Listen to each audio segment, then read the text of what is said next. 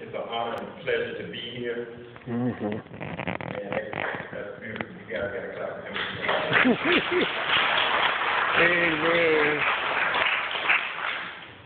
It's very difficult for me to hear someone speak of me outside of myself and say those kind of things that my aunt said.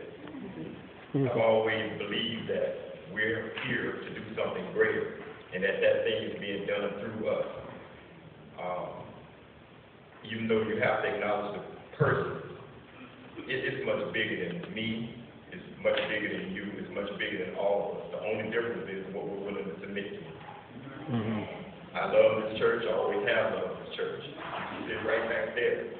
But it was just so much going on outside this building, so much going on at Alabama A&M campus that I started to pray and say, Cindy, what do you need me to do? And what kept coming back to me over and over and over again was all I need is a willing heart. All right. That's all I need.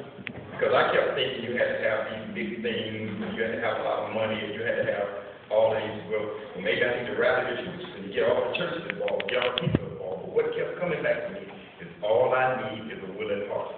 All right. You go and set the example. When you set the example, other people will see that example and they will follow. And I've followed that ever since. I'm not confused in the least.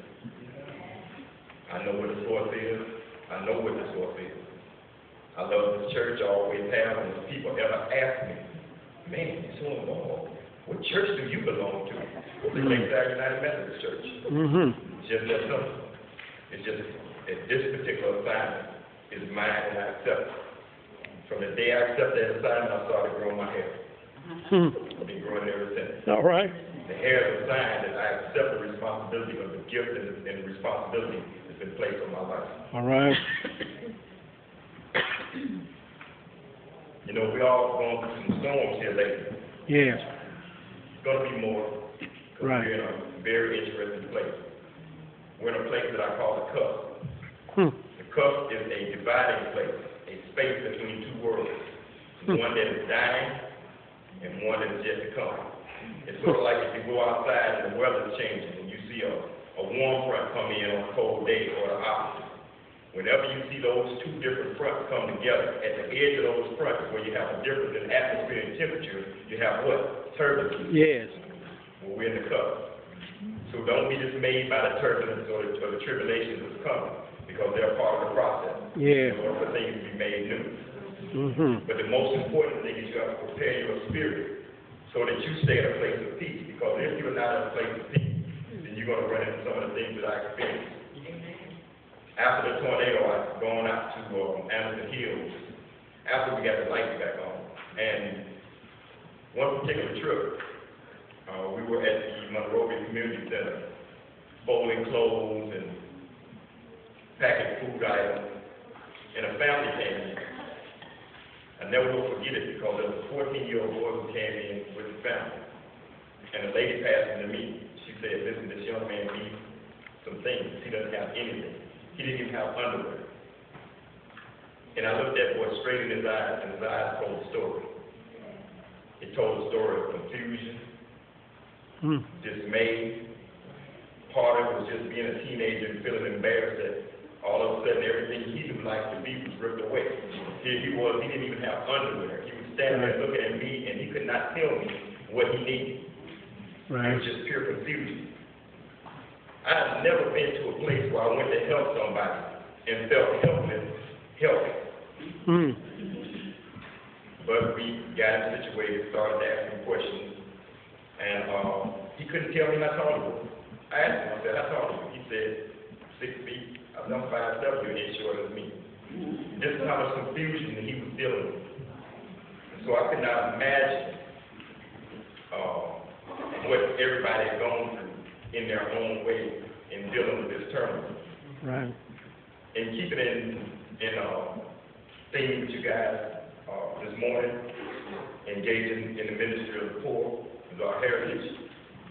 We're going to talk a little bit today about who are the poor. Why should we help? Right. What does it have to do with our heritage? First question is, who are the poor? What makes someone poor and how does it affect me? Hmm. Webster defines poverty as a lack of material goods. It further defines poor as having insufficient funds to obtain a comfortable living. Now that's one version of poor, but you can go around the world and you can see people that we perceive to be impoverished, but they have pure and happy spirits. Yes. So then that tells me that we need to take a deeper look at what poor is. Hmm. All of us, at one point or another in our life, some are coming out of it and some are going back into it, experience poor or to be poverty of spirit. Yes. Spirit itself in Scripture is confident, and all of us have had our spirit broken before at some point.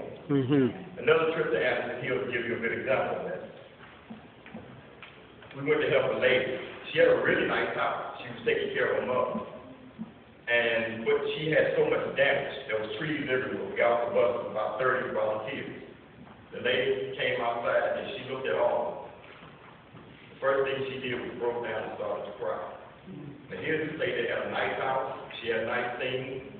But she was crying, visibly weeping. And it moved every single person that got off of that bus. We were all standing there looking at her. She was just overwhelmed. What came to my spirit right then was Jesus wept. Now, all my life I've been hearing this term, Jesus wept, Jesus wept. I've heard it tossed out from when it comes, but never really understood what it meant. Okay, Jesus wept, but why did Jesus weep? What was he weeping about? What I realized when I went back and reread it was John chapter, John 11, the 17th through 35th verse. The Christ came on the scene and traveled to Bethany from Jerusalem. He came to comfort Martha and Mary because they had lost their brother Lazarus. Mm-hmm.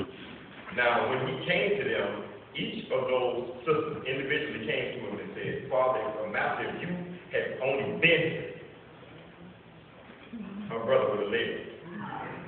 Now, at one point, Christ was so moved by what these women were experiencing, the pain that they were experiencing, and the people that were accompanying them experiencing, that he was so overwhelmed with the love that he felt for them that he began to weep. The same thing that we felt in Anderson Hills when that lady broke down and started to cry was the same thing that Christ felt for Mary and Martha. It was just simple compassion. Yes. That we can have a love from a wellspring in our heart so deep that when we see people suffer and we see people go through things, no matter what it is, we feel for them. It reminds me of a Caribbean song. The song is called Footprints. In the song, there's a mother who's praying and crying. She's praying to heaven, and she's asking the Lord for answer because she has just lost her son. And in the song, she's calling out to heaven. And a voice came back from heaven, and the voice said, when you cry, I cry. I cry along with you. When you smile, I smile. I smile along with you. That's powerful. Yes.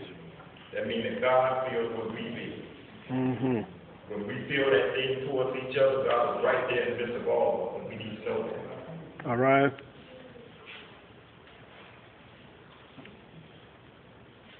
So why should we help the poor? What's in it for us? My. Proverbs 14:31 says that if you oppress the poor, you insult the God that made them. But kindness shown to the poor is an act of worship. Yes. Worship. When you worship something, that means you're devoted to it. When you're devoted to it, that means it's commitment. Commitment is simply total belief. And when you have total belief in something, that means your spirit is in it. Your heart is in it. Your soul is in it. Your mind is in it. So that means that if we so have this love in our heart, and a commitment to this love so deep, that we would devote ourselves to the upliftment of each other, then guess what we're doing? We're worshiping. Mm-hmm. That's complicated. It's important to understand it, though, especially during this time. Why? What's in it for me? This is what's in it for me. The same way we have to get physically fit. The same way that we have to get mentally fit. We have to get spiritually fit, too. And to be spiritually fit, you do the same thing you do at the gym.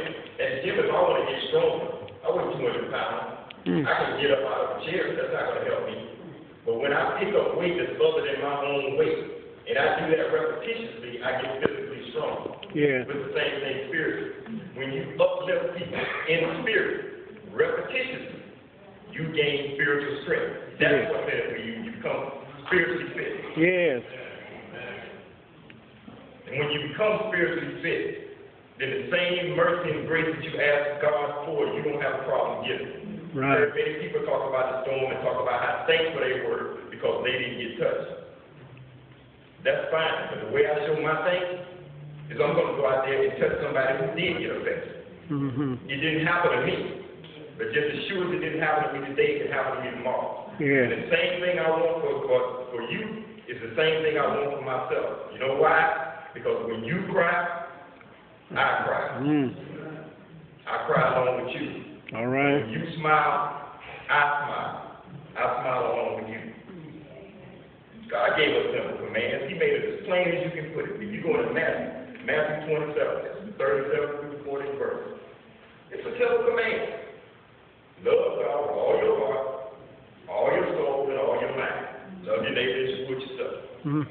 Can't love anybody more than you love yourself, because if you don't love yourself, you can't love anybody. Right. If I ask you to go get me red Kool-Aid, if you don't have any refrigerator, you're going to be standing there a long time. My. You got red Kool-Aid, you can give red Kool-Aid. If you don't have red Kool-Aid, you don't have anything to give. But once you recognize love in yourself, then even when you're being loved, you recognize when you're being loved. When you don't know that you love yourself, when people can love you all day long and you won't even know it. Yes. That's right. That's right in your face, you can't see it. My.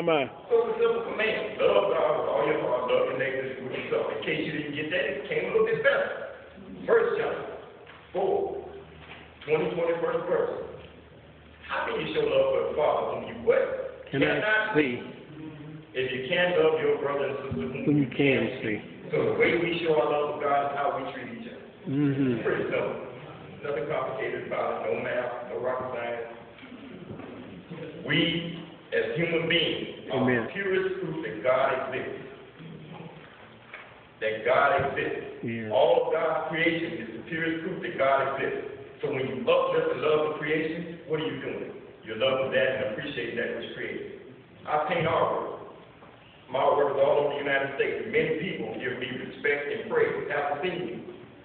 But because of what they see in my work, they acknowledge me. It's the same with God. Because of what we see, all that the Master created, That's plain. we give reverence and we pay homage. And when we do that, then we acknowledge that which created. Amen. It's pretty simple. It rejuvenates us. It ignites our spirit. It makes us feel alive. Here's another important thing that I failed to mention. When the Christ came and helped Martha and Mary, that was a double resurrection. Most people didn't pick up on that. Martha and Mary's spirits were broken. When Lazarus was restored, guess what happened to them? Think about it. All of us have loved ones who passed on. If that loved one was able to walk through that door right now, that would rejuvenate your spirit? My. Make you feel alive? So basically what it's saying is that we have within each of us the capacity to rejuvenate each other's spirit. All right. Come to each other in compassion and love from our heart and to lift each other up. Today I'm going to lift you up because tomorrow I might be down and you might need to lift me up. Yeah. When you cry, I cry. My. Along with you. When you smile, I smile. I smile along with you. That's right. So what does this have to do with our heritage? It's pretty simple. The very church that we're standing in right now is built on these words. God so loved the world that he gave his only begotten son. Key word there, gave. Not borrowed, needed, rented, loaned, gave. So that alone tells me that the most important thing, it established the example of giving. That each of us, as human beings, are willing to die to ourselves just a little bit, we can live into something great. much, much greater than ourselves. Mm-hmm. So all we have to do is just die to ourselves a little bit. When we put that in the context of heritage, your heritage is just your tradition. Your tradition itself is just the means by which you transfer customs and beliefs from generation to generation. Mm-hmm. I watch people grow and live in this church and pass things on to the children, from bringing in the cheese to other things. I watch people go to people's houses when folks are sick and be there and watch people pass and be there at people's weddings and be there at people's baby showers. That's your heritage. Yeah. It says something more than this is just a ritual. That tells me that you care. That Amen. you're connected, that we're all connected in some shape, form, or fashion. This is very important. This is the example I've got from this church. The same connection that I've got from this church is the connection that in my own life I try to take outside of these walls into our community.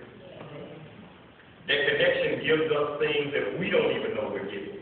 It prepares us for things and tasks ahead that God has already planned for us to face, but we don't even know it.